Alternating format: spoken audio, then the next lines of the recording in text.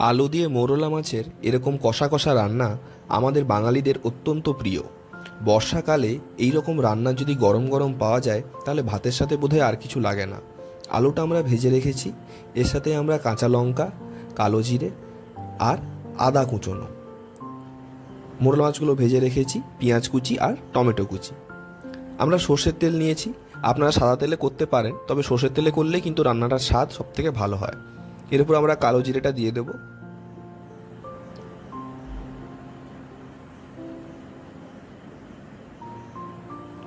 তারপরে আমরা কুচনো পেঁয়াজটা দিয়ে দেব। পেঁয়াজটাকে আমাদের খুন্তি দিয়ে এইভাবে নাড়িয়ে নাড়িয়ে রান্নাটা করতে হবে। চাপা দিয়ে রাখার খুব একটা দরকার নেই, না দিলেই ভালো হয়, কারণ এখানে অন্যান্য তরকারির মশলার মতো পেঁয়াজটাকে ওইরকম আমরা কষবো না। এরপরে আমরা আদা কুচিটা দিয়ে দেবো 3 থেকে 4 মিনিট পেঁয়াজটাকে ভাজার পরে।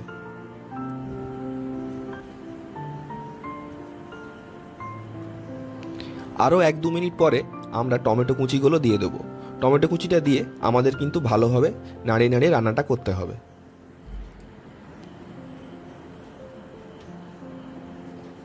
এরপরে আমরা দেব হলুদ গুঁড়ো, স্বাদের জন্য পরিমাণ মতো লবণ,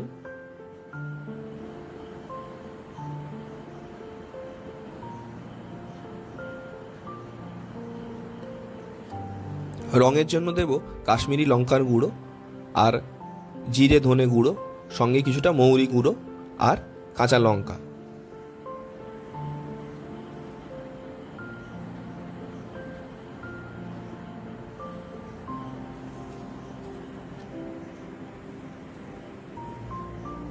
চার 5 মিনিট মশলাটা কষে নিয়ে আমরা জল দিয়ে দেব। জল দিয়ে চাপা দিয়ে যখন জলটা ফুটে আসবে তখনই আমরা দিয়ে দেব আগে থেকে ভেজে রাখা আলুগুলো। তারপরে পরিমাণ মতো একটু লবণ দেব আর দিয়ে দেব মোরলা মাছগুলো। এই রান্নাটা আমাদেরকে কষিয়ে কষিয়ে করতে হবে, আর জলটা প্রায় অনেকটা কমে যাবে, তবে হালকা একটু জুস থাকবে রান্নায়।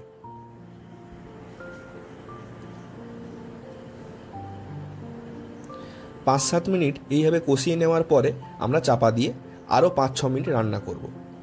দেখুন রান্নাটা হয়ে গেছে, জলটা প্রায় মরে গেছে, কিন্তু একটুখানি গ্রেভির মতো আছে। গরম ভাতে এই রান্নাটা কিন্তু জাস্ট ফাটাফাটি লাগে। ভিডিওটা ভালো লাগলে অবশ্যই লাইক করবেন, চ্যানেলটা সাবস্ক্রাইব করবেন। ধন্যবাদ।